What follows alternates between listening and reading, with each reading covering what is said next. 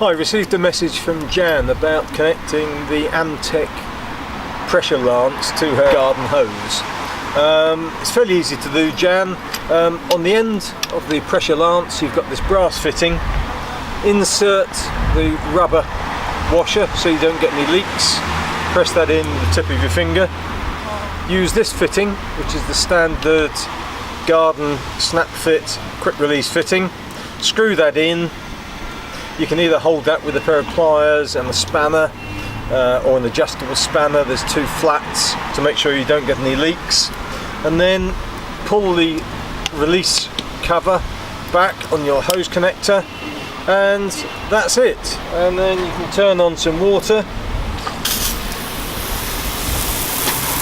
Now you've got no pressure, full pressure, ideal for doing hanging baskets underneath your car, around the wheels, on paving, as you can see there.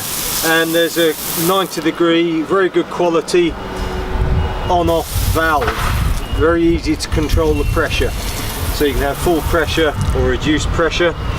Also on the end of the tool, if you unscrew this brass nut, it's got a single hole in there as against the one fitted there which has a slot.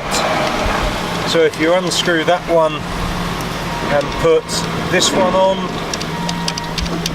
very easy,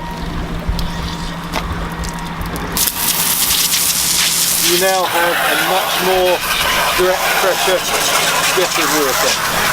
So again, if you haven't got any means of connecting electricity, a very good way of getting pressure out of your water hose.